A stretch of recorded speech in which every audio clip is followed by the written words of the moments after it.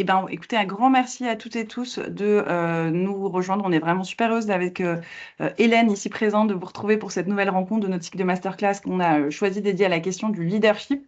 Bienvenue à celles et ceux qui nous rejoignent aujourd'hui. On était il y a 15 jours avec Mathieu Dardaillon et on poursuivra cette épopée avec Benoît Lomignan dans 15 jours, le fondateur de Vercors. Je vous rappelle l'objectif qu'on s'est donné collectivement à travers ces rencontres, c'est vraiment de s'outiller avec les meilleures méthodes, les meilleures techniques pour continuer à porter nos sujets de transformation durable haut et fort, malgré les turbulences qu'on connaît, pour continuer à convaincre, pour continuer à embarquer, à développer notre influence, pour garder donc ce cap ambitieux qu'on s'est fixé, le tout avec sérénité et surtout pour, en tenant dans la durée, on se le souhaite en tout cas.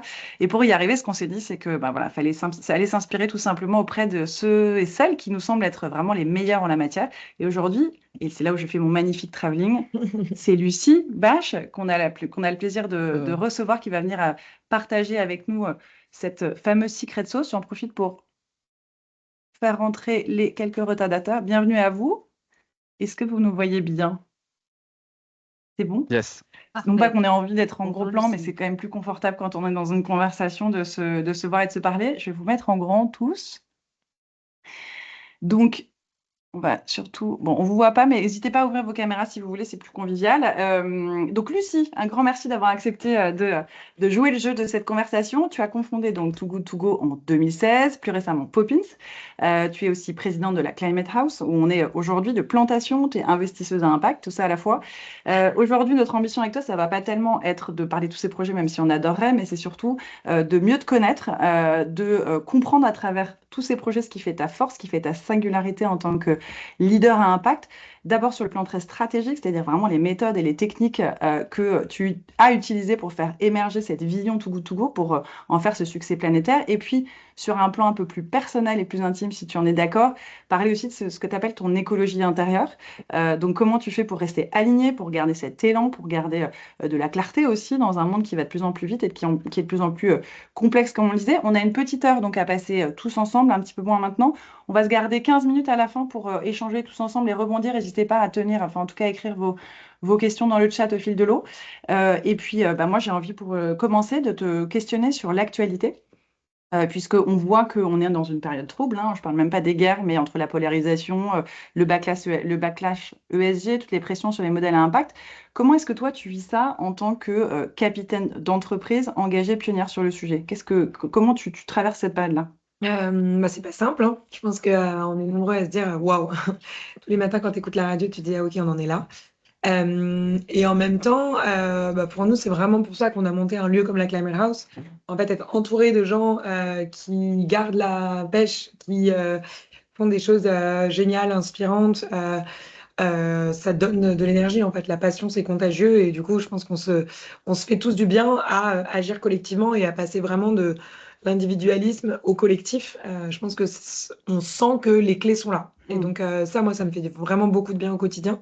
Après, je pense qu'il y a un peu deux options, hein. Soit on est dans un immobilisme désespérant, où on se dit il n'y a plus qu'à attendre que ça collapse, parce que de toute façon, C'est mort. voilà. Soit on se dit que en fait, il y a une vraie transformation à opérer, et ça, franchement, c'est un des challenges les plus passionnants qu'on peut vivre, de se dire comment est-ce que concrètement on passe de modèles linéaires à des modèles circulaires, comment est-ce qu'on passe d'une économie qui détruit la planète à une économie qui régénère la planète, et comment est-ce que en acceptant en fait les basiques du capitalisme, on se dit qu'on remet le capitalisme au service de notre société, de notre planète, plutôt que les intérêts économiques soient constamment à l'opposé des intérêts écologiques et sociaux. Et donc moi, vraiment, ce qui m'obsède au quotidien, c'est comment est-ce que je pense des entreprises et des entreprises qui allient en fait les enjeux économiques aux enjeux écologiques et sociaux, en me disant je peux être fière d'être entrepreneur, je peux être fière d'être à la tête d'une entreprise, parce que mon entreprise, pour chaque euro de chiffre d'affaires, elle crée de la valeur sociétale, et en étant obsédée par la valeur sociétale, je crée aussi un chiffre d'affaires qui me permet de répondre aux enjeux du capitalisme. Et donc je pense que c'est vraiment ce qu'on doit trouver aujourd'hui et penser, comment est-ce que tous, autant qu'on est en tant que dirigeants économiques, on accepte que les nouvelles règles du jeu, c'est qu'on doit transformer nos modèles pour que, enfin, ces 3 sujets essentiels soient alignés les uns aux autres. Ça, c'est vraiment la force de ce que toi, tu as créé. Est-ce que, à travers, même malgré ça, je pense à Too Good To Go, par exemple, qui s'est beaucoup développé aux États-Unis ces derniers temps, est-ce que tu sens que le contexte a un impact, notamment sur le business, et pareil pour les autres activités dont on se parle? Ou est-ce que c'est encore aujourd'hui En euh, fait, encore une fois, tu vois, par exemple, Too Good To Go aux États-Unis, quand je suis arrivée là-bas, je me suis rendu compte que, alors qu'en Europe, on avait toujours vanté les vertus écologiques de la lutte contre le gaspillage alimentaire, là-bas, en fait, naturellement, on a dû commencer à parler beaucoup plus des vertus sociales sociales, de ouais. la lutte contre le gaspillage alimentaire. Il y a plein de gens qui peuvent littéralement pas se nourrir. Et en fait, l'idée de se dire, en fait, c'est on augmente votre pouvoir d'achat pour vous permettre de consommer de Mm. l'alimentation à prix réduit. Ça a été dès les premiers débuts aux États-Unis, la façon dont on a pitché le projet aussi. Ok. Et donc finalement, bah, nous, l'inflation, ça a fait que exploser le nombre d'utilisateurs Too Good To Go et en Europe et aux États-Unis. Là, on atteint les 15 millions d'utilisateurs aux États-Unis. On a un concept qui tourne. Et donc, je dirais que, en fait, nous, en restant. Après, nous, on a fait le choix très tôt de rester super focus sur la lutte contre le gaspillage Mm. alimentaire. C'est-à-dire que tu vois, moi-même, avec à quel point une boîte comme Patagonia me fait rêver, avec, tu sais, quand ils avaient inscrit sur toutes leurs étiquettes, vote the asshole Ouais, out, ils sont beaucoup plus, en fait, militant. activistes Ouais, et ouais, militants ouais, dans leur ouais. démarche. Nous, on s'est dit, en fait, notre combat, c'est C'est- la lutte contre le gaspillage Mm. alimentaire. Donc, on n'est pas forcément là pour dire aux gens, votez contre Pour Trump, donner des machin, leçons, pour etc. se politiser, Si au mais contraire, on arrive à faire que des gens qui votent Trump mm. soient aussi engagés contre la lutte contre le gaspillage alimentaire et qu'on leur montre que, bah, en fait, tes enjeux économiques, qui peuvent parfois aussi être liés aux enjeux écologiques et Mm. sociaux et que tu peux en être fier, en fait, et que non, l'écologie, c'est pas forcément que moins bien après, la fête est finie, tu peux plus faire ci, tu peux plus faire Mm. ça, mais c'est en fait juste proposer un autre modèle Mm. qui est encore plus désirable, encore plus souhaitable que le modèle dans lequel on est inscrit aujourd'hui. Bah, en fait, quand il y a des changements politiques, tu es beaucoup plus Mm. résilient en fait en tant qu'entreprise. Mm. Donc non, nous aujourd'hui, on a Mm. plutôt le vent en poupe et on est hyper content. Donc le trend est bon, y compris d'un point de vue business, partout dans tous les pays que vous avez ouverts. Ouais, D'accord. complètement. Et au niveau des équipes, est-ce que tu sens euh, parfois voilà, un petit Bah, c'est ce essoufflement que ou des j'allais dire là, questionnements? c'est aussi Ouais. d'un point de vue du leadership, c'est essentiel de reconnaître que Mm. franchement c'est hyper dur, que quand on a des valeurs aujourd'hui, continuer à se battre dans un monde où, enfin vraiment chaque matin, t'es en mode, non mais attends là c'est une blague, c'est pas possible. Donc accepter, dire Mm. que chacun réagit un peu différemment à ça, et ensuite se dire, donc notre combat il est encore plus Mm. important. Et en fait c'est aussi ce sujet, c'est avant un point de bascule, bah, il y a des points enfin, de backlash. Mm. On a l'impression parfois de faire 3 pas en arrière, mais pour moi, c'est aussi le signe que le système il est en train de péter de l'intérieur, en Mm. fait, et que donc, il faut que nous, on soit très prêts à proposer le nouveau système derrière. Et Mm. moi, c'est vraiment mon obsession, c'est comment est-ce que euh, on devient concret sur à quoi ça peut ressembler le futur. Et Mm. que ce futur, il soit joyeux, qu'on ait envie d'y aller, et que les gens se disent pas, ouais, vraiment, la fête est finie. Mm. Enfin, moi, ça ne m'intéresse pas que la fête soit finie, quoi. Ouais. J'ai envie de continuer à faire la fête, mais la faire différemment, avec des plaisirs différents, et de contrer un peu tout le marketing très capitaliste dans lequel on a tous grandi Mm. pour proposer d'autres imaginaires souhaitables. Mm. Et donc, toi, on va dire, dans tes singularités, il y a vraiment cet alignement business, enfin, en tout cas, performance économique et performance environnementale et sociale, cet alignement-là qui est assez précieux et qui, du coup, quand on est dans cette période de vent contraire, s'impose quelque part assez naturellement. Il y a aussi ce sujet de la joie qui est vachement important, tu le disais à l'instant. Pourquoi c'est si important pour toi, cette joie? Alors, ça paraît évident comme question, mais parce que ça peut être un peu aussi un peu artificiel. Comment est-ce qu'on arrive à garder cette joie? Je pense Et que, en quoi c'est ouais. si, c'est quelque chose qui fédère dans ces moments-là? Ouais, je pense que quand on est en fait si Merci. je pense que quand on est si engagé, si qu'on travaille autant entre Ouais. guillemets, qu'on fait autant de choses, si on prend pas du plaisir à le faire, on tient pas la longueur en fait. Et moi, c'est vraiment enfin mon tips pour tenir la longueur, c'est que tous les jours, j'adore ce que je fais Mm, en fait. mm, Et pour ça, bah, moi, j'ai besoin de faire la fête, ouais, de me marrer, de le faire avec des gens que j'adore, de pas me dire je me sacrifie pour l'impact et la société en fait. C'est pas du mm, tout. c'est pas du tout comme ça que je le vois. Et enfin, on le voit hein, dans les ONG, il y a les plus gros taux de burn-out partout, Ouais, bien sûr, dans nos les gens, métiers aussi. enfin, Ouais, complètement. ouais. Donc, je pense qu'on a une vraie responsabilité pour continuer à faire nos métiers, de Ouais. savoir prendre soin de nous et de savoir ce qui nous fait du bien. Et Mm, moi, j'ai vraiment appris à distinguer ce qui me donne de l'énergie et ce qui me prend de l'énergie. mm, Ça veut pas dire que je peux pas faire ce qui me prend de l'énergie, mais ça veut dire qu'il faut que je sois consciente que mm, ça m'en prend mm, et que je sache comment est-ce que je me revitalise mm. après, quoi. Ça, c'est hyper important, on va y venir après. On va maintenant venir sur la question de ton leadership, cette singularité. Euh, on dit souvent que le leader, il se révèle à travers les moments un peu fondateurs, positifs comme parfois un peu plus challenging. Toi, dès l'enfance, enfin, si on revient à cette période-là de ta vie, à quel moment tu as senti que tu avais envie de contribuer à quelque chose de plus grand que toi et surtout que tu avais un peu cette espèce d'ADN de leader, presque naturellement, j'allais dire. Est-ce qu'il y a eu un moment comme ça où tu t'es dit comment tu étais enfant? Bah, la blague dans ma famille, c'est que le premier mot que j'ai dit, c'est fais que veux.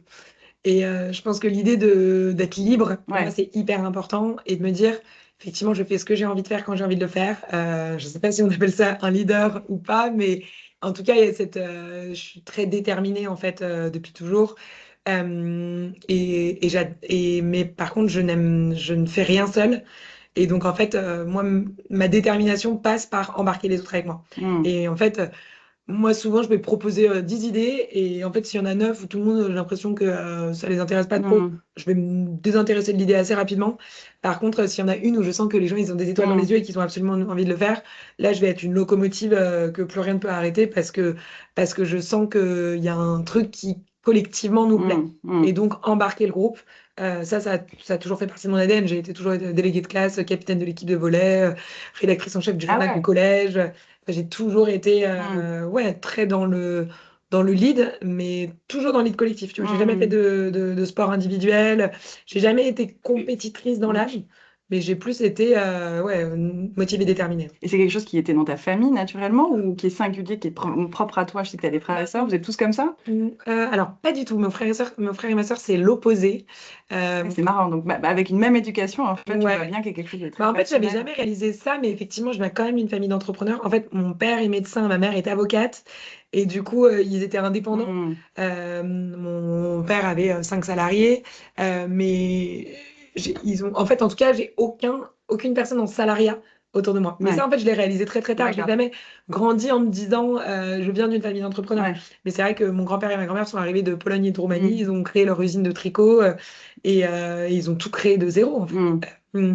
Mais donc, en fait, j'ai toujours vu beaucoup de gens assez libres et assez entreprenants autour de moi, en tout cas. Ouais. Et alors, raconte-nous, du coup, ça nous emmène à la création de Too Good To Go. On connaît évidemment Too Good To Go, mais on connaît moins l'histoire, la genèse et la manière dont tu t'y es pris avec un côté très hands-on, très, et ce que tu dis souvent, c'est cooperation over competition. Comment tu as créé, comment tu as eu cette idée, ça limite ouais, c'est assez naturel, mais comment est-ce que tu t'es dit, allez, je lâche Nestlé, je crois, à l'époque, et je fonce pour lancer cette nouvelle aventure. Raconte-nous un peu les coulisses de ce moment-là. Ouais, je pense qu'il y avait plusieurs choses. Il y avait le j'ai rien à perdre. Parce qu'en fait, j'avais 23 ans, j'avais mon diplôme d'école d'ingénieur, j'avais fait 2 ans chez Nestlé. Mm, Je me sentais pas alignée avec. J'adorais, en fait, c'est passionnant. J'étais en graduée de programme, donc moi, je suis hyper curieuse et j'adore apprendre. Et j'étais en plus dans les usines de production au fin fond de petits bleds en Angleterre. Donc pour moi qui avais grandi à Paris, d'un papa médecin, d'une maman avocate, je me disais, ah, enfin le vrai monde. mm, Donc c'était très, très enrichissant. Et en même temps, je me disais, je peux pas continuer mm, à cautionner un système alimentaire comme celui-là. Et donc, en fait, je me suis vraiment dit, là, j'ai 23 ans, avec mes diplômes en poche et c'est bon, j'ai fait un grand groupe. mm. En Tu avais fait, sauté une classe aussi, je crois que tu avais une voilà, année en j'avais sauté plus. une classe, j'avais pas redoublé, j'avais pas fait Tu dis, allez, j'ai rien à de perdre. voyage Let's go. autour de la Terre. Donc, je me suis dit, je prends un an pour Mm, moi. Il y a plein de gens très bien qui ont redoublé, ils en sont pas morts. Donc, en fait, si je perds une année, c'est pas très grave. ouais. Mais je me rappelle qu'à l'époque, c'était vraiment, j'avais dû faire tout un process de me rassurer, de me dire, au pire, qu'est-ce qui se passe? Ben, au pire, tu as perdu un an et Mm. puis tu retournes retrouver un job, Donc, quoi. c'était pas si intuitif. Tu avais quand même ce truc, je Ouais, trouve, bah, à de 23 ans, quand conviction. tu sors de Ah classe ouais, préparatoire et d'école d'ingé, on te dit, ouais, ouais. toi, tu as vraiment Tu le vas dans un truc grand du groupe, parcours quoi. Ouais. académique, de machin. Et en fait, je me suis dit, il faut que je m'émancipe de ça Mm, parce que j'étais vraiment dans un truc de, bon, là, je fais encore 2 ans et après, je ferai ce que j'ai envie de faire. mm, Mais là, c'est important de construire. Et au bout d'un moment, je me suis dit, je vais me dire ça toute ma vie, en fait. mm, mm. Et c'est mon manager chez Ménéchec qui m'a dit, en vrai, va-t'en maintenant. Parce que Sinon, ce moi, sera aujourd'hui, impossible. j'ai 2 enfants, un crédit à rembourser Et donc, je pense qu'on se construit tous, en fait, notre espèce de prison qui nous empêche de faire les choix qu'on a envie de faire. Ouais. Et en fait, si tu déconstruis et que tu creuses un peu cette prison, tu dis, est-ce que vraiment je peux pas le faire? Et souvent, en fait, tu trouves des solutions, même quand tu as 3 enfants, même quand tu as un crédit à rembourser, etc. Donc voilà. Et après, j'ai un peu suivi mon destin. Du coup, j'ai quitté mon job chez Nestlé en Angleterre. Et donc, je suis tout simplement partie rejoindre mon mec de l'époque qui était norvégien. Donc, je suis partie m'installer en Norvège. Et tu sais, la fameuse question de et toi, du coup, qu'est-ce que tu fais? Je vois bien. Enfin, rien à dire, c'est hyper compliqué. Et en même temps, c'est des périodes qui sont essentielles, quoi, où tu te rencontres toi-même, où tu te poses les bonnes questions. Et c'est vrai qu'encore une fois, la société, notamment le système scolaire, le système capitaliste, ne te laisse pas prendre ce temps. Et donc, sans cesse, il va essayer de te ramener dans un truc. Donc, c'est hyper dur de rester sans titre fixe. Et donc, moi, mon titre à l'époque, c'était je lance ma boîte Entrepreneuse. sur une solution pour réduire le gaspillage alimentaire. L'idée, c'est de connecter les commerçants et les consommateurs pour leur permettre d'avoir une action concrète dans la lutte contre le gaspillage alimentaire. Moi, ce que j'avais en tête, c'était vraiment ma petite boulangerie de quartier qui jetait des produits à la fin de chaque jour en me disant, je paye quelques euros et je récupère en fait tout ce qu'elle aurait mis à la poubelle. Et en fait, à force de parler du concept, en me Tu disant, t'aperçois que ça existe déjà, en je fait. Il y a m'aperçois des que ça gens qui ont existe déjà déjà, testé là. exactement. Et donc là, je me dis merde. Ouais.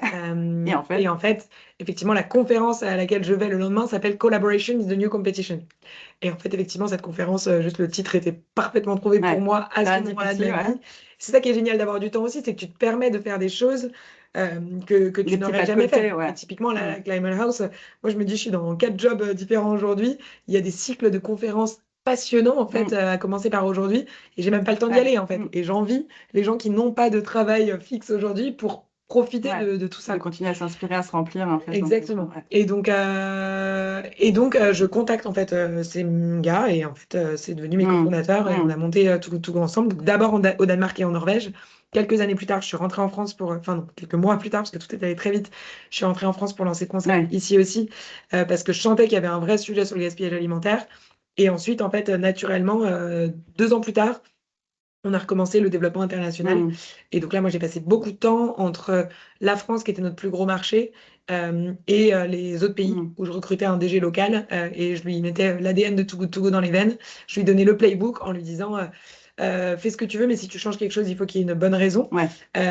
Et il faut que tu ailles plus vite que le marché d'avant. Et donc, c'était un peu ce truc on avait une de nos valeurs, c'est We Raise the Bar. Et donc, cette idée de toujours faire du continuous improvement, en fait, et d'apprendre les uns des autres et de sentir qu'aussi, quand tu arrives en tant que nouveau, tu as forcément des choses à transmettre à la boîte. Et donc, on arrive à un autre moment fondateur, qui est le moment où tu comprends que c'est en train de devenir big, où vraiment tu dis, waouh, de l'idée, ça y est, c'est en train de scaler. Tu es dans une phase d'hyper-croissance, tu as 25, 26 ans à peu près. Pas loin. Comment tu t'organises à ce moment-là pour te dire qu'à la fois, il faut que tu gardes ce niveau d'exigence dans l'exécution, parce qu'il y a de la pression, il y a des invests qui rentrent, etc. Et en même temps, pour garder cette espèce de bienveillance, d'agilité, de petite famille que tu as créée. C'est quoi les 2-3 trucs que tu vas faire assez rapidement pour garder le cap tout en ne te cassant pas la figure au passage? On est rentré dans une grande phase de Too Good To Go où sans cesse on se questionnait sur speed over excellence or excellence over speed. Et je me rappelle, on avait ces 2 mots placardés à l'entrée, de speed and de excellence. Et c'était comment est-ce qu'on combine les deux en fait, et sur chaque projet, on se demande est-ce que c'est un projet plus speed ou plus excellence, et comment est-ce que chaque salarié en fait est capable de faire les deux aussi. Et que dans des métiers, la speed va toujours être plus importante, et que dans d'autres, l'excellence va toujours être plus importante. Donc, je pense que se poser la question de ces 2 choses en reconnaissant que tu ne pourras pas être au max des 2, donc il faut faire des choix. Et ensuite, je pense que de manière générale, moi, j'étais très consciente je voulais pas tomber dans les déboires des Uber de ce monde, parce qu'en fait, quand tu sens que ça va très très vite, que tu onboardes 10 personnes par semaine dans 10 pays différents, etc., avec des managers qui sont jeunes, parce que tu as aussi envie de donner la chance à des gens qui l'ont jamais fait avant, mais qu'il faut les former, tu rentres. Alors, moi, il y a plusieurs choses. D'une part, c'est la vision, la mission et les valeurs. C'est 3 choses qui m'obsèdent jour et nuit, et où je me dis il faut que ce soit aussi clair dans ma tête que dans la tête de absolument tout le monde dans l'entreprise. Et en fait, vraiment, déjà recruter selon des valeurs, afficher les valeurs, mais pas que les afficher sur les murs, les concrétiser au quotidien. C'est hyper important. Et même évaluer la performance sur les valeurs aussi. Et vraiment s'en tenir dur comme fer et dire aux salariés que les valeurs qui décrivent la culture d'entreprise, il n'y a pas que toi en tant que leader qui en est responsable en fait. Moi, c'est le premier jour de Too Good To Go. Je vous donne les valeurs de l'entreprise. À partir de là, vous êtes tout aussi responsable que moi de s'assurer qu'elles soient exprimées au quotidien. Et donc, je leur ai dit, et moi en tant que leader, il y a des fois où je vais me tromper en fait. Il y a des fois où je vais pas incarner ces valeurs aussi bien que je devrais les faire. C'est votre responsabilité de me rappeler à l'ordre. En fait. Et ça, en fait, à partir de là, déjà tu montes ta vulnérabilité en disant en toute humilité, en fait, ça va tellement vite et moi non plus je l'ai jamais fait. Donc je vais avoir besoin de votre aide. Et ensuite, tu laisses libre cours au feedback. Et nous, on formait aussi tout le monde au Radical Candor Training Feedback. Et Radical, redis? Radical Candor Feedback. C'est Google qui a développé ça il y a des années et c'est on ne peut plus précieux. Je recommande à tout le monde Radical Candor Feedback. C'est comment est-ce que tu fais un feedback à la fois radical, c'est-à-dire straight to the point où tu dis les choses, et en même temps candid, c'est-à-dire que tu le dis de façon à ce que ça soit reçu comme un cadeau et non pas comme une critique. Et ça, en fait, former tout le monde à ça, je pense que ça a été un des plus beaux cadeaux qu'on a fait à notre culture d'entreprise. Parce que du coup, en fait, et moi, j'ai mon check là-dessus, c'est quand je dis quelque chose, si je parle de toi à quelqu'un, est-ce que je t'en ai parlé à toi ou pas? En fait, si je suis juste en train de dire Capucine, c'était trop bien sa présentation, mais je te l'ai pas dit à toi, c'est trop bête. Si je dis franchement, Capucine, elle déconne de ouf, etc. Si je te le dis pas à toi, je suis lâche en fait. Donc il y a un truc de comment est-ce que on donne le framework aux salariés pour être équipé, pour dire les bonnes valeurs choses. cardinales en fait, Exactement. vraiment Plutôt que d'arriver à une culture où en fait tout le monde gossipe les uns sur les autres et on progresse pas les uns avec les autres. Quoi. Tu disais que tu as ce côté très collectif. Comment est-ce que, parce que une des raisons qui a fait le succès, c'est que tu as su très bien t'entourer. C'est pas facile. Quels sont, alors c'est une question très large, mais les deux, trois trucs vraiment indispensables que tu recherches chez tes collaborateurs? Tu vas me dire évidemment ça dépend, mais dans tes collaborateurs très proches, dans cette période d'hyper-croissance, voilà, qu'est-ce qui a fait que tu les as choisis? Ce qui est intéressant, c'est qu'au début, c'était vraiment uniquement les valeurs et le bon fit. En fait, on avait une question de est-ce que tu as envie d'aller boire une bière avec cette personne? Très classiquement, et vraiment les évaluer sur les 5 valeurs de Too Good To Go. Est-ce qu'elle est comme ça et qu'est-ce qu'elle est comme ci et qu'elle est comme ça? Parce que les valeurs, c'est inclusif, mais c'est aussi exclusif. En fait, il y a des gens, le we raise the bar, par exemple, le fait de vouloir toujours aller plus loin, il y a des gens que ça ne se reconnaît pas là-dedans, bien sûr. En fait, ça comme une énorme pression. Exactement. Et vachement aussi ce test de la pression, justement. Il y a énormément de pression dans une aventure en hypercroissance. Est-ce que tu vas le vivre comme du stress ou est-ce que tu vas le vivre comme une énergie extraordinaire? Et en fait, il y a vraiment des deux et c'est OK, tu vois. Donc, je pense qu'il y avait ça. Et puis après, dès quand on a commencé à se développer, j'ai compris qu'en fait, ça suffisait plus, les valeurs, qu'il fallait aussi des vraies expertises. Et moi, je me disais, est-ce que cette personne-là, elle va déjà augmenter le niveau moyen de la boîte et est-ce qu'elle m'apporte des compétences que je n'ai pas aujourd'hui? Moi, mais je veux dire en tant qu'équipe. Et donc ça a été hyper important de justement se dire, en fait, ça suffit plus de, ça serait cool d'aller boire une bière. Bah, tu peux aller boire ta bière, mais ça ne veut pas dire que c'est la bonne personne pour ton entreprise. Et puis après aussi, accepter que à toute étape, à tout stade de l'entreprise, il y a des gens qui correspondent et d'autres qui ne correspondent plus en fait. Il y a des gens qui sont beaucoup plus à l'aise dans une équipe où on est 12, dans une équipe où on est 1000. Et en fait, nous, on était tout le temps dans depuis le début de Too Good To Go, on a dû faire 10 steps. Bah, il y a des gens qui étaient très à l'aise sur 2, 3, 4, d'autres qui étaient à l'aise que sur 5, d'autres qui étaient... Et en fait, moi, à chaque fois que j'avais détecté qu'une personne n'était plus dans le bon et que j'ai attendu trop longtemps, ça a été un lose-lose et pour la boîte et pour la personne. Parce qu'en tant que manager, ton rôle, c'est aussi de t'assurer que chaque personne est à la bonne place pour soi. Et donc, en fait, quand tu laisses les gens un peu juste se rendre compte que qui sont plus les bonnes personnes, en fait, c'est douloureux pour eux. Perdant. Donc, il vaut mieux avoir la discussion et accompagner vraiment, par contre, de manière très bienveillante les gens vers la sortie et essayer de les replacer à l'autre dans une autre aventure plutôt que de faire durer le supplice entre guillemets. Donc, et après, le dernier tips quand même que moi j'ai appris chez Make Sense, c'est en recrutement. Quand il y a un doute, il n'y a pas de doute. En fait, c'est des trucs où, même si tu as absolument besoin d'une personne, même si elle est dispo tout de suite, en fait, tu vas t'en mordre les doigts par la suite. Et moi, vraiment, à chaque fois que je l'ai fait, que j'avais un doute, mais que j'ai quand même embauché la personne. Ça a été on a rompu la période d'essai par la suite, ou des choses comme ça. Donc ça, je pense que c'est vraiment, moi, je me suis promis de m'y tenir pour toujours, quoi.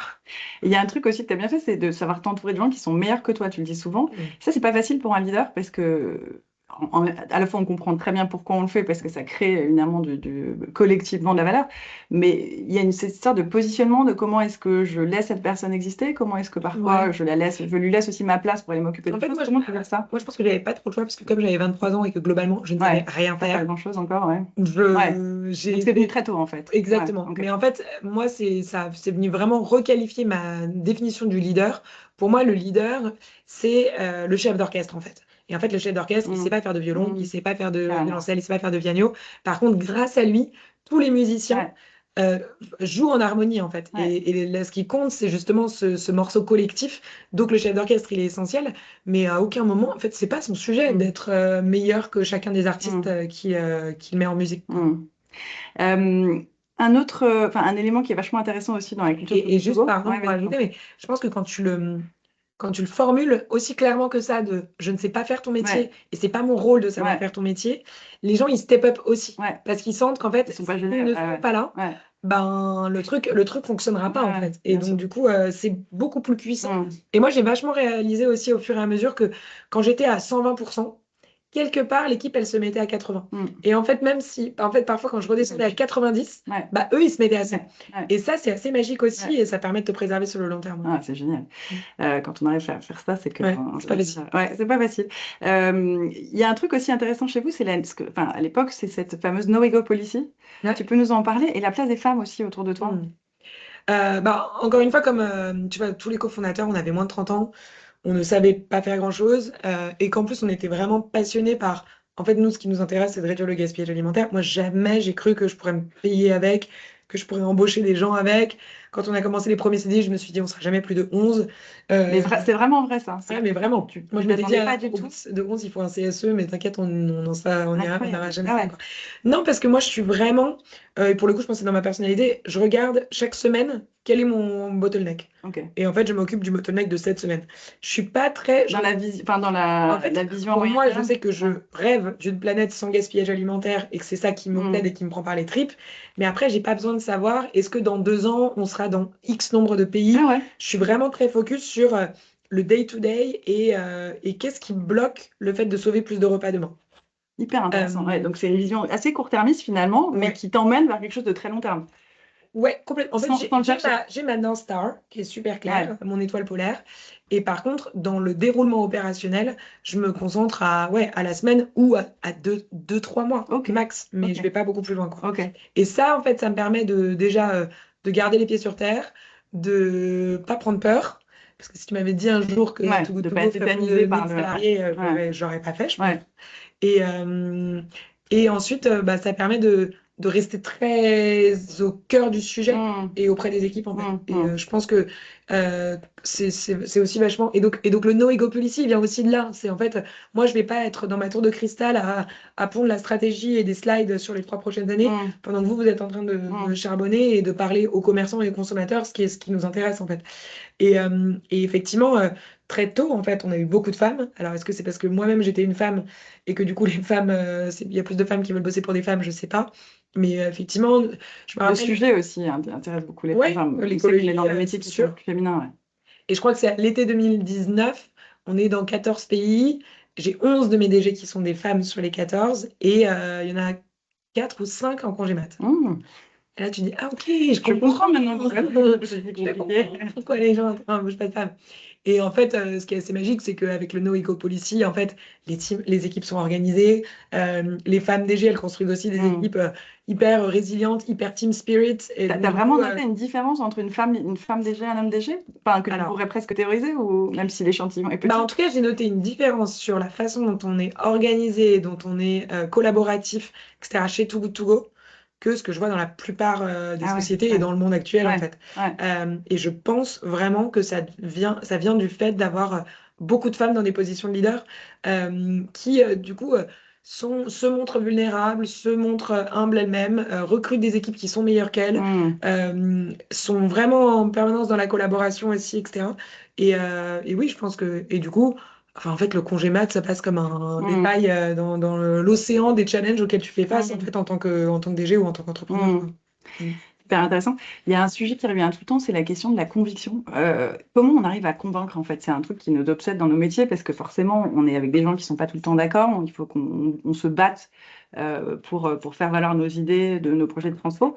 Est-ce que toi, tu as observé, enfin, Ouais, on je a pense plein des techniques parce qu'il y a le côté, il faut être très aspirationnel, donc tout ce que tu as décrit jusqu'à présent, mais ouais, quand ça parce que coince, c'est quoi ta ouais, technique bah, je pour... pense que notamment dans vos métiers, il y a vraiment cette aptitude à se mettre à la place de celui qu'on essaie de convaincre. Et donc souvent, j'imagine, de DG ou de gens qui ont les BP Hmm, en gestion, quoi. hmm, C'est pour ça que moi, je pense que la meilleure façon de changer le monde aujourd'hui, c'est d'accepter l'enjeu hmm, économique et de se dire comment est-ce que je crée des solutions. Et c'est pour ça que l'économie circulaire, que l'économie du partage, c'est des économies géniales parce qu'elles alignent tous les hmm, enjeux. Et donc, c'est comment est-ce que tu te dis, si moi je gérerais le business, quels seraient mes objectifs et comment est-ce que via la RSE, j'arrive à atteindre ouais, encore davantage les objectifs business. hmm, L'idée, c'est que le RSE soit un catalyseur des objectifs business et pas que ça vienne entraver hmm, ou être contre, en fait. Et ça, moi, je suis persuadée, c'est peut-être difficile parfois, il faut vraiment se creuser la tête, être créatif, etc. Mais je suis persuadée qu'il y a des façons de voir la RSE comme un catalyseur et hmm, non pas comme quelque chose qui ralentit hmm, ou qui, typiquement, le fameux CSRD. En fait, moi, je trouve ça, en tant que business owner, je trouve ça passionnant, en fait, de savoir qu'est-ce qui, pour le coup, va mettre en danger mon hmm, business, hmm. qu'est-ce qui est Ouais, une l'analyse de opportunité risque et pour mon business. d'opportunité, ouais. Hmm, Complètement. bah, bien En sûr. fait, on en fait tous des Ouais, analyses de risque et ouais. d'opportunité. Donc là, tu as une analyse de risque et opportunité en fonction de l'écosystème dans Hmm, lequel tu navigues. ouais. Donc, en fait, c'est comme ça qu'il faut le Hmm, présenter, en se disant, c'est un outil génial et hmm. non pas un rapport de plus à remplir, quoi. Hmm, carrément, je pense qu'on est tous d'accord avec ça. Il y a la question du renoncement aussi qui revient. Est-ce qu'il y a des moments dans ta vie, dans cette période-là d'hypercroissance, où tu as eu besoin de renoncer à quelque chose? Je sais qu'il y a un moment un fonds qui a voulu rentrer. Comment, Ouais. comment tu gères cet alignement avec ta vision et comment parfois tu arrives à Hmm. dire non? Juste peut-être pour revenir sur le point avant aussi, je pense que dans nos métiers, on est obligé d'être assez visionnaire de notre sujet de manière globale. En Hmm, fait, si tu bosses dans une entreprise de textile et que tu parles au DG d'une entreprise de textile, tu es obligé en fait de l'embarquer déjà dans ta vision de le textile demain, ce hmm, sera quoi? bah, bien sûr. Et Ouais, en fait, de le faire rêver ouais. sur cette mission de le textile demain, ça va être quoi? Et ok, ça nous paraît impossible et hyper opposé à Hmm, notre modèle économique ouais. actuel. Nous, ce que je vais t'aider à construire, c'est comment est-ce que tu réalignes, C'est le tu chemin vers t'embarques ça. Ouais. petit à petit ce Hmm, modèle économique. Et tu vois, nous, avec Poppins, qui est du coup une appli de location et de prêt sur tous les objets du quotidien, on parle avec Decathlon, Leroy Merlin, Seb, Bureau Vallée, sur comment est-ce que petit à petit, ils font hmm, naître en fait ce modèle économique circulaire ouais. qu'ils ont pas. Ils sont que sur de l'achat aujourd'hui. Demain, il faut qu'ils se disent, est-ce que ma marge, elle sera plus importante si je vends ce perforateur Ouais. ou si je le Ouais. loue 10 fois Ouais. et qu'ensuite je le vends en seconde main à 40% du Ouais. prix. Et ben en fait, nous, on fait ces calculs, si on leur apporte le truc La tout preuve, prêt en fait. sur Ouais, ouais. pour que La ça devienne modélisation. rentable, Ouais, ok. plus rentable que votre modèle actuel, Ouais. il faut que vous le louiez tant de temps par an et qu'après vous le Hmm, vendiez au bout de temps dans un modèle de seconde main. hmm. Donc en fait, on leur construit de manière très concrète ce nouveau modèle L'argumentaire, finalement. économique. Ouais, ouais, l'argumentaire aussi pour pouvoir le vendre, ces preuves, en fait, de transformation et de la Exactement. création de Avec valeur des générée par chiffres et ça. avec. Donc c'est Ouais, vraiment une combinaison de et le rêve et le macro et le micro et le concret ouais, de comment est-ce qu'on le fait, quoi. ouais. Bon, j'ai encore plein de questions à te poser sur la croissance. J'aimerais qu'on vienne maintenant à la question plutôt des défis. Forcément, tu en as rencontré parce que tout ça a l'air facile, merveilleux, etc. Mais on sait que ça n'a pas été le cas. Quels sont peut-être le ou les moments où vraiment tu t'es dit, waouh, là, je suis en galère et comment tu as réagi à ce moment-là? Je sais que les États-Unis, l'ouverture des États-Unis a été un moment hyper challenging. Ouais. Comment, Bah, notamment parce que c'était en plein Covid. en plein Covid, Donc, ouais. Ouais. au Covid, nous, notre modèle économique, il tient sur les invendus alimentaires. Donc, en fait, quand 70% des commerces ferment du jour au lendemain, bah, nous, on perd 70% de notre chiffre d'affaires Hmm, du jour au lendemain. À cette époque-là, on a 780 salariés et on a toujours fait de l'hypercroissance. Donc, on d'accord. ne Donc, sait t'as pas de pas trésor. faire de Ouais. l'hyper-décroissance. Bah, en fait, j'ai une trésor géniale parce que je compte gonfler de 30% par mois. Mais en fait, au lieu de faire plus 30% par Ouais, mois, tu ouais. fais moins 70% Bah d'un ouais. mois. Là, Ouais. tu n'as plus La de boîte n'est pas trésor prête. du Ouais. tout, quoi. Ouais. Alors que je pensais avoir 18 mois de Ouais. trésor, quoi. Donc, Ouais. c'est ça qui est complètement fou. Et donc super compliqué. Et en fait, le réflexe à ce moment-là, ça a été, et donc comment est-ce qu'on sert encore plus les coudes que d'habitude? Mm, Et c'est ça qui est génial, en fait, quand tu as construit quand même toute ta culture sur le collectif, c'est mm, que, en fait, plus on est dans la galère, plus enfin, et moi, je l'ai vraiment présenté comme ça aux salariés. J'ai dit, c'est la merde, on sait pas comment on va faire. ouais. Donc, tu Euh, as eu cette on humilité, va cette tester notre vulnérabilité. résilience, D'accord. en fait. Ouais. Bah, tu leur dis pas c'est la merde parce que tu es quand même Non, censé non, être mais un tu peu fais avec les rassurant. mots. Ouais, ouais. Mais en tout cas, de dire, On n'a pas c'est toutes les maintenant qu'on solutions. Ouais. teste notre culture. D'accord. OK. Donc, en fait, enfin, enfin, si on est le Too Good To Go qu'on a toujours prétendu d'être, cette crise-là, on va la Ouais. passer. OK. Et après, tu as tous les Never Waste a Good Ouais. Crisis. Ben, c'est Ouais, le ouais. moment aussi de C'est tout ça. ce qu'on n'a jamais pu faire. Ouais. Et ben, c'est peut-être maintenant qu'il faut le faire. Comment est-ce qu'on s'assure que quand les commerçants réouvrent, ils sont bien évidemment dans des pratiques d'anti-gaspi Mm, dès le début. Et après, de se dire, en fait, le gaspillage alimentaire, il va pas s'arrêter pour autant. ouais. Donc, on a un vrai enjeu de continuer. Et nous, faites-nous confiance en tant que leadership team pour sécuriser Mm. l'argent. Et c'est là qu'on a levé, pour la première fois auprès d'un fonds, 12 millions d'euros en 3 semaines, Allez, test le corps. alors qu'on n'avait jamais levé de notre vie. Ouais. Et là, pareil, tu vas chercher les fonds qui partagent tes Ouais, ouais, bien valeurs. sûr. Et Et qui ensuite, sont joignables rapidement et qui te et font qui sont confiance. joignés C'était en rapidement 3 semaines. et Ouais. qui ont des sous au Ouais. moment où plus personne n'en a. Ouais. Euh, et ensuite, donc 6 mois plus tard, en fait, on a décalé du coup le lancement aux États-Unis de 6 mois. Et alors que j'avais prévu de recruter un DG, bah, j'y Mm. suis allée moi-même. OK.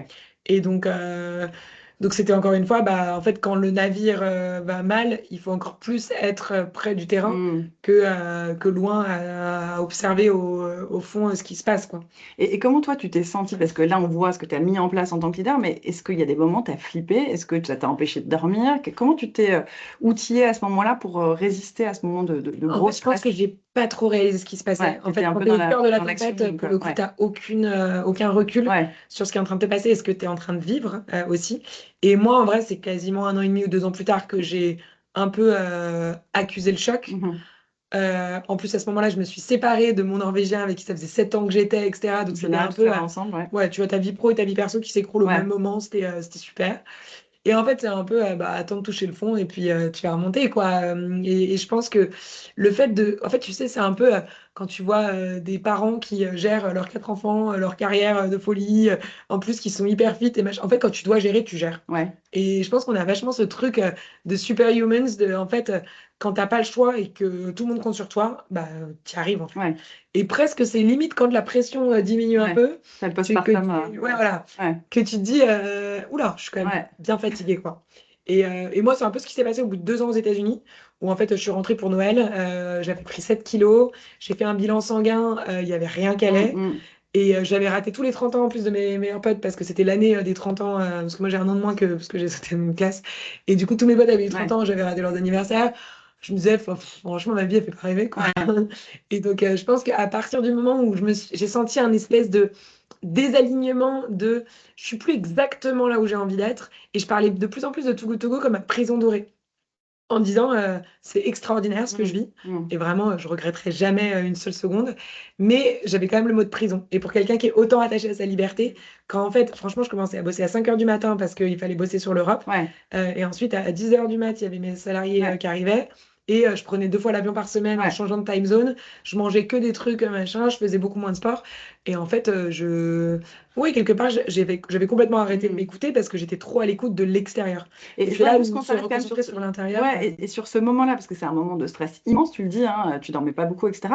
Est-ce que tu avais une hygiène de vie, je sais pas, des rituels, des trucs qui t'ont permis de tenir, ou c'était juste l'action, effectivement, quelque part retenir ton souffle pour Je pouvoir pense que j'ai ensuite beaucoup retrouver du... tenu à l'adrénaline D'accord. parce qu'en fait, Donc là, c'était tu quand même bossais non-stop, extraordinaire. de 5 Je heures faisais du matin à non-stop avec minuit. des gens géniaux. En fait, Ouais, monter sa boîte aux États-Unis, enfin, franchement, moi, je trouvais que c'était le truc le plus ouais, génial que j'ai fait ah ouais. de ma vie professionnelle. Sentir que ça prend. En plus, c'était 2020-2022, donc on était en plein Covid. Donc en fait, Hmm, le monde entier était presque un peu en pause. Moi qui déteste faire des pauses et qui aime bien gagner du temps, ouais. je me disais, en fait, là, tout ce que je fais maintenant, bah, j'aurais pas pu Enfin, de toute façon, le reste du monde m'attend, entre Ouais, ouais, guillemets. ouais, bien sûr. Ouais, est-ce que t'es sauveur? Ouais, Et donc, ouais, je pense que j'étais un peu en apnée. d'accord. et que tu sais, tu retiens ton souffle Ouais, je vois aussi très longtemps bien. que tu peux Ouais. retenir ton souffle.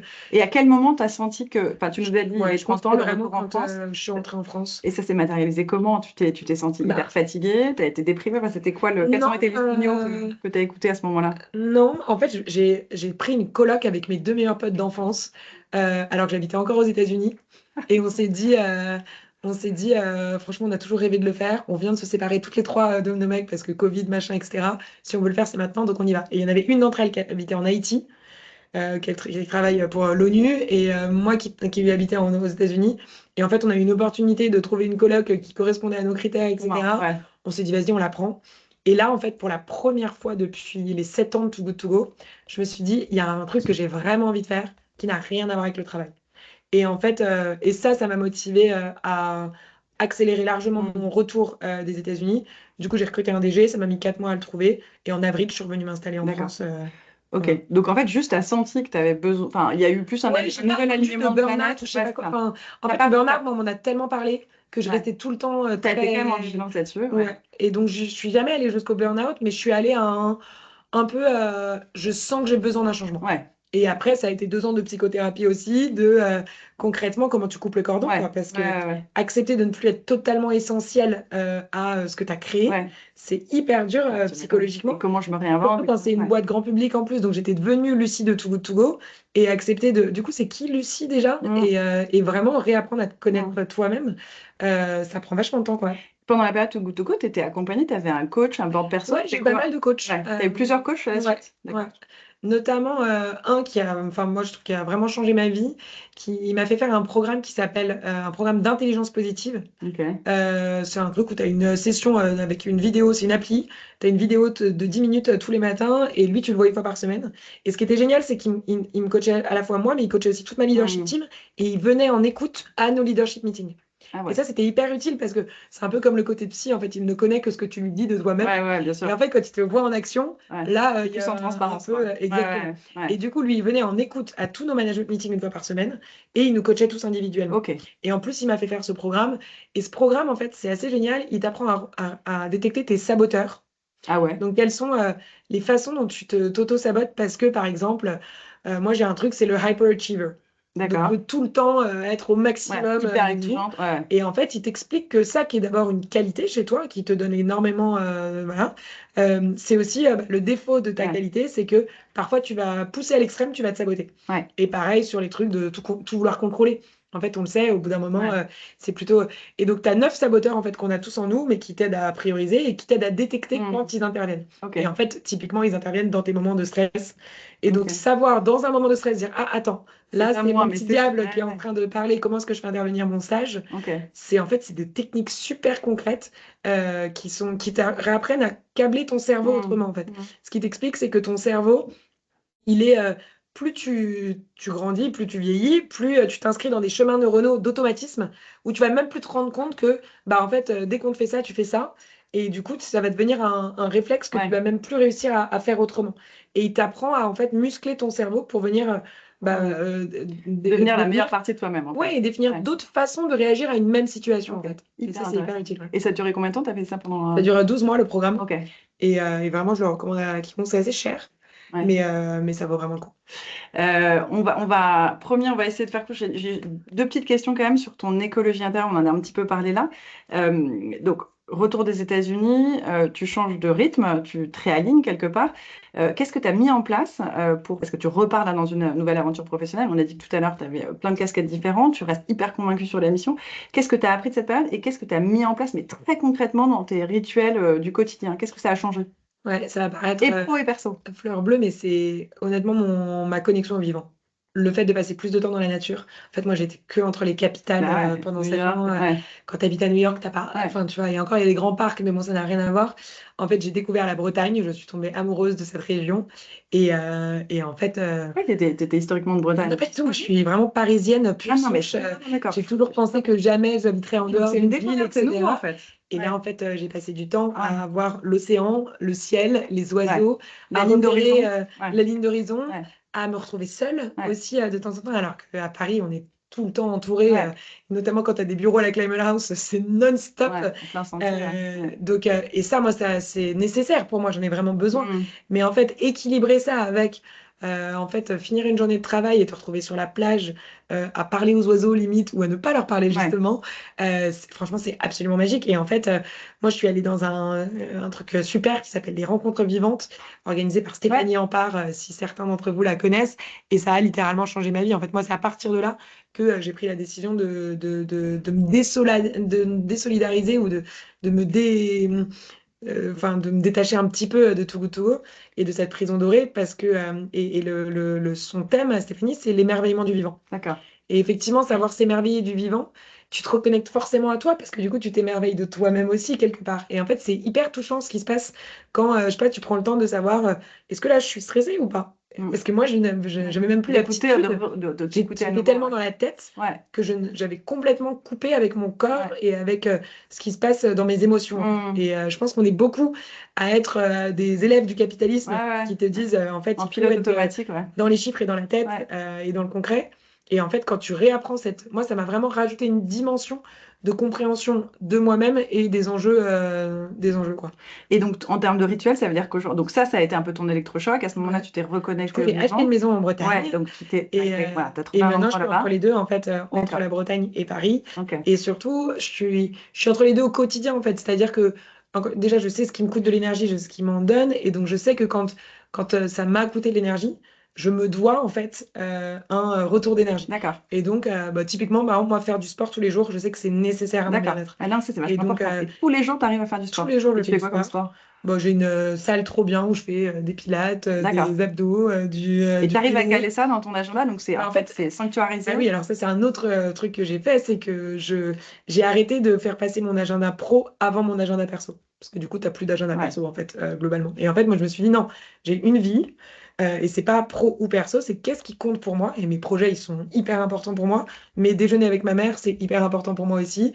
Faire une séance de sport, c'est hyper Mm. important. Et donc, en fait, mon agenda, c'est ma vie. Et donc, c'est pas, je fais d'abord tous mes meetings. Et donc, Mm. maintenant, ça m'arrive plein de fois de dire non à un rendez-vous important parce que j'ai ma séance de sport en fait. Mm. Et comment tu as réussi, je sais pas si tu as lu ce bouquin 4000 semaines, il faut absolument que vous lisiez ce truc. En gros, 4000 on a semaines. 4000 semaines dans notre vie et c'est exactement ce que tu décris. C'est comment. Donc il y a une finitude, on a l'impression que tout ça ne va jamais se terminer. Mais en fait, c'est fini et donc chaque chose compte, d'où l'importance des arbitrages. Comment est-ce que tu as réussi à choisir, en tout cas à déterminer ce qui vraiment était vital pour toi? Parce qu'en fait, c'est énorme, on a l'impression que tout est nécessaire. On Ouais. a envie de tout faire, surtout quand on a autant d'impact que tu peux avoir toi en te disant je me choisis moi à certains moments, ça veut dire que potentiellement je fais pas d'autres choses qui peuvent avoir un impact plus Ouais. important en Oui, il y a faveur deux de ma choses qui cause. m'ont pas mal aidé. D'une part, c'est la notion de coût de l'opportunité. Ouais, Tu sais, ce truc de bon, je suis obligée d'aller à cette soirée, c'est quand même une belle ouais. opportunité. Ok, mais le fait de choisir d'aller à cette soirée, tu Qu'est-ce que ça te dis coûte? non à quelque chose, à quoi d'autre en Ouais, fait? Et ok. tu dis toujours non à quelque chose d'autre. Ouais, Et en fait, c'est intéressant ce truc de pas savoir dire non. En fait, tu dis tout le temps non, puisque ouais. tu n'as que 1 heure ce soir-là, machin. Et donc, en fait, le fait de savoir que quand on te propose quelque chose, bah, si tu lui dis oui, tu dis non à C'est une un soirée, renoncement quelque part. Ouais, à lire ce livre que tu as trop envie de ouais, lire, tu dis non à cette séance de sport qui te ferait du bien, tu ouais, dis non à être là pour ta meilleure ouais, amie parce qu'en ce moment elle en a besoin. ouais. Et donc ça, en fait, je trouve que c'est super intéressant de le penser comme ça de Hmm, manière générale. ok. Et après, moi aussi, pour savoir ce qui me fait du bien, ça pareil, c'est ce fameux coach qui m'a beaucoup aidé, qui me disait, votre dernier moment de bonheur absolu, vous faisiez quoi? Hmm. Et typiquement, en fait, moi, la réponse que je lui avais dit, c'est, j'étais seule dans l'océan en train de faire la planche. J'aurais dit pareil. Et en fait, et c'est là que je me suis dit, en Ouais, fait, il faut ouais, que je ouais, faut sois que j'ai plus plus ça. dans l'océan, par D'accord. exemple. Ouais, ouais. Et il y a des gens, j'ai cuisiné pendant 1 heure et demie. Enfin, Ouais, j'en sais rien, ouais, mais d'accord. Ce qui te ça, met c'est vraiment en joie, ce qui te remet de l'énergie, exactement. quoi. Ok. Mm. Hyper intéressant. Je pense que c'est notre dernière question. J'en ai encore plein. Il fait à peu près 35 degrés dans cette pièce, d'où nos. Est-ce que vous avez, j'imagine, des questions? On va vous. Alors, je Ouais, vois génial. aucune question dans le chat, mais si vous avez des questions, peut-être levez la main les uns après les autres. C'est vraiment le moment et l'occasion. On n'a pas tous les jours. T'as vu Ah, ça? ah ouais, Tu génial. connais? C'est Lucie qui nous fait découvrir T'as que les gens qui ont leur les caméra. rouages de Teams. Est-ce que certains Est-ce veulent qu'il y a quelques... ouais. Est-ce qu'il y a quelques questions? soit des questions, soit des commentaires? Sinon, moi, je continue, j'en ai plein.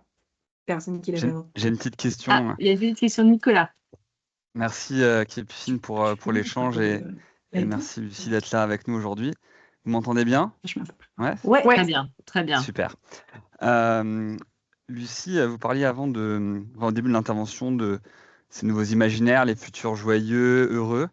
Qu'est-ce qui aujourd'hui vous inspire dans la création culturelle ou artistique autour de tout ça? Est-ce qu'il y a quelque chose qui a retenu votre attention récemment? Vous avez dit ça c'est chouette et ça m'inspire, ça me permet de visualiser le futur à venir d'un point de vue positif.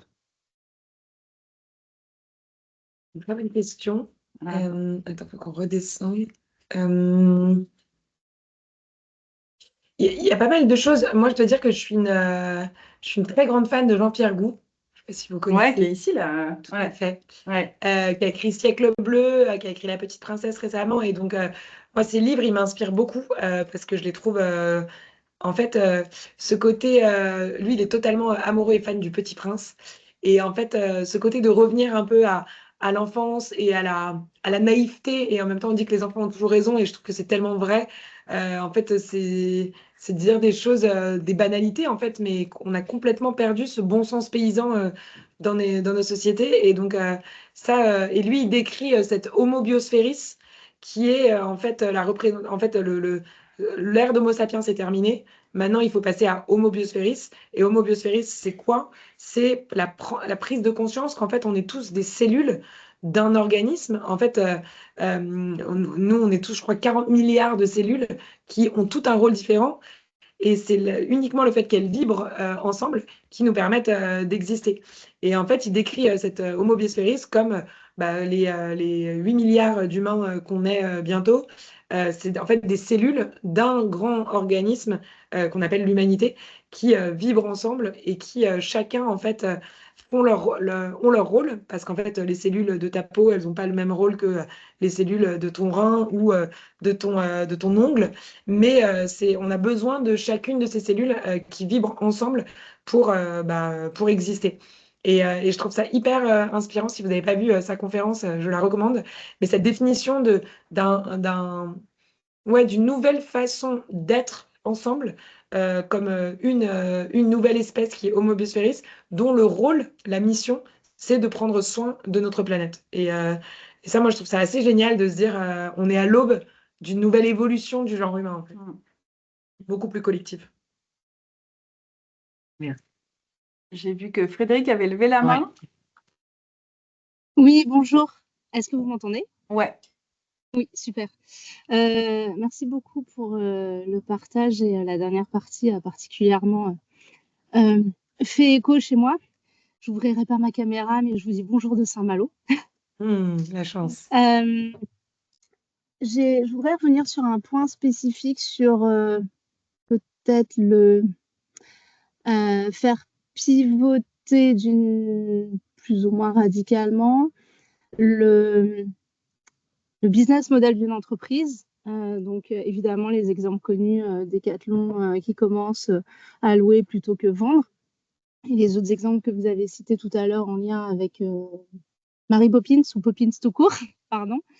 La difficulté, c'est que moi, je fais partie d'une entreprise de service, et en particulier dans le numérique. Et j'ai du mal à vendre à mon DG une vision positive et attirante de son business model dans ce secteur-là. C'est pas évident, on n'est pas dans l'industrie et on peut pas se poser la question de faire de la location plutôt que de la vente. Et j'ai du mal à trouver de l'inspiration dans des sociétés du numérique, en fait, en dehors de l'éco-conception, en dehors de passer du conseil, enfin de l'hébergement de services à du conseil. Et en plus, au-delà de ça, ça ne fait que déporter les émissions carbone juste sur quelqu'un d'autre qui fera l'hébergement à notre place. Ouais. Si dans la salle, il y a des gens que ça inspire aussi, ce genre de discussion, je suis preneuse. Alors, je pense que déjà, ce qui est une évidence, c'est que c'est pas simple. Enfin, franchement, moi, je le dis souvent, je trouve que c'est largement plus simple de créer une entreprise comme Too Good To Go, comme Poppins, qu'on crée en ayant conscience en fait des enjeux dès le début et donc créer un modèle économique de zéro aligné aux enjeux écologiques et sociaux. C'est plus simple que de transformer un modèle économique déjà existant qui s'est créé dans l'ancien monde pour le réaligner avec les enjeux d'aujourd'hui.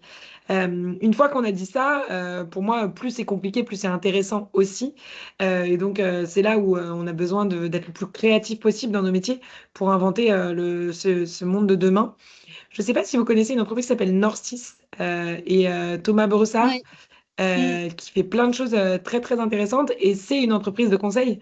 Donc, ils ont, enfin, en tout cas de service. Et donc, ils ont un vrai challenge de se réaligner là-dessus. D'ailleurs, ça pourrait être un bon intervenant à Ouais, inviter. carrément, ouais. Ouais, tout à fait.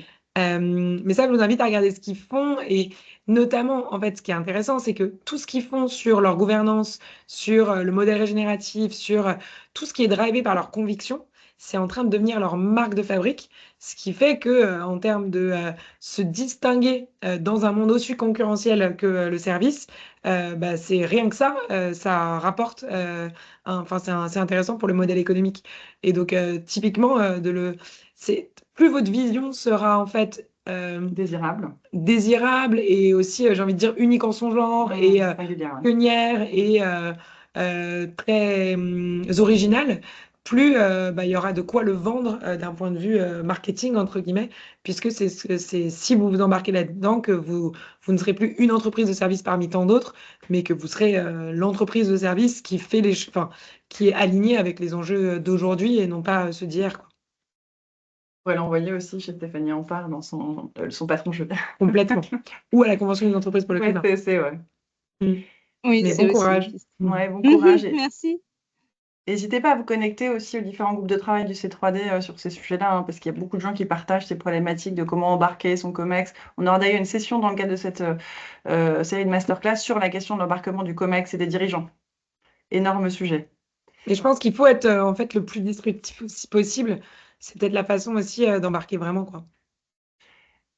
Est-ce qu'il y a d'autres? On arrive quasiment au terme. Peut-être prendre une ou deux questions encore, si vous en avez.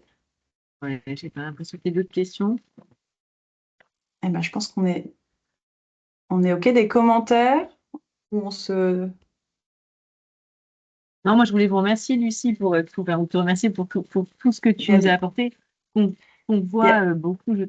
Tu m'entends Pardon, pas? excuse-moi, c'est parce que je vois qu'il y a Diane qui a levé la Ah, main. pardon, Diane. Hélène, mais tu peux aussi... Merci. Diane? Ah oui, pardon, je laissais Allez-y.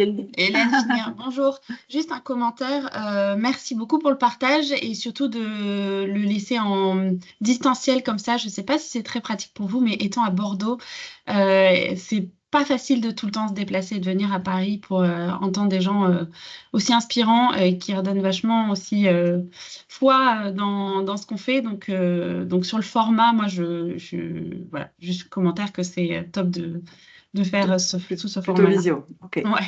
Très clair. Merci. Et merci, Lucie. Merci beaucoup. Lucie, tu es en train de partager quelque chose. Voilà. Ouais. Non, mais tu peux nous dire un mot de Poppins pour conclure, parce que c'est quand même un peu Non, mais la n'hésitez grosse pas à aller découvrir effectivement l'appli Poppins. L'idée, c'est vraiment de faire que le partage devienne une évidence pour tous. Et on a besoin du plus grand nombre parce que ce qu'on se dit, c'est que plus on est de fous, plus on partage. Et donc, bah, l'appli, elle vient de sortir, elle a 2 mois. Donc, un grand besoin d'un maximum de monde. Et on l'a lancée officiellement à Nantes hier, à Bordeaux il y a 3 semaines.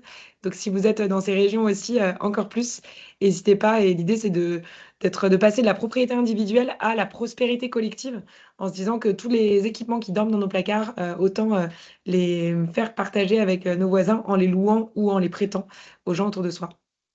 N'hésitez pas. Rejoignez le mouvement. C'est canon, moi merci, j'ai Diane. testé, ça marche. J'ai loué une perceuse grâce à toi. Je te Ouais. remercie. Ça m'a fait Ouais. gagner.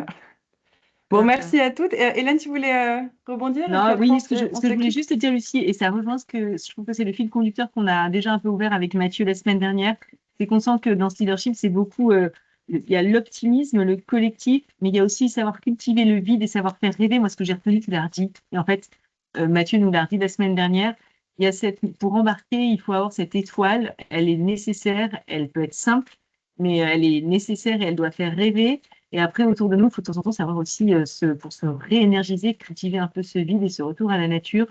Et merci parce que tu l'as très bien exprimé avec ta façon d'être et pour un autre projet et autre chose. En tout cas, moi, je trouvais ça très inspirant. Et merci Sympa, beaucoup merci. pour ton témoignage. Bravo pour ton énergie. Merci beaucoup. Je plus sois. Je crois qu'on s'est tous pris un gros shoot et d'inspiration et d'énergie. Donc, un grand merci. C'est Mille le fois. but. C'est vachement sympa. On sait en plus que tu es assez chargé, donc de prendre ce temps-là depuis la Climate House. Bah non, mais c'était important pour moi, pour cette communauté. Je suis hyper reconnaissante de tout ce que vous faites aussi au sein des entreprises. Et c'est vraiment des insiders enfin, franchement, c'est hyper dur. Et moi, je pense que je ne pourrais pas, je pourrais pas y arriver au quotidien sans me dire que aussi du côté entreprise, il y a des gens qui poussent et il y a des gens qui font le nécessaire et qui convainquent en interne. Donc, encore une fois, c'est un travail d'équipe. Donc, merci beaucoup à vous tous et bon courage. Bravo à vous tous. Merci. Et puis nous, on se retrouve dans 15 jours, donc un vendredi cette fois, avec Benoît Lemaignan qui a fondé donc Vercors, comme je vous en parlais la dernière fois, une très belle réussite française. Voilà, plein de choses aussi à se raconter à la fois sur la partie méthode stratégique et aussi sur son écologie intérieure. Vous verrez qu'il a plein de ressorts intéressants à partager avec vous nous tous. Merci d'avoir été là et puis bon courage pour les Parisiens là, pour cette Ouais. canicule qui s'annonce. Toute la France, je Et crois. dans toute la France, ouais. Et à très vite. Merci. Merci à Au tous. revoir. Merci revoir. Lucie, Au revoir. merci Capucine.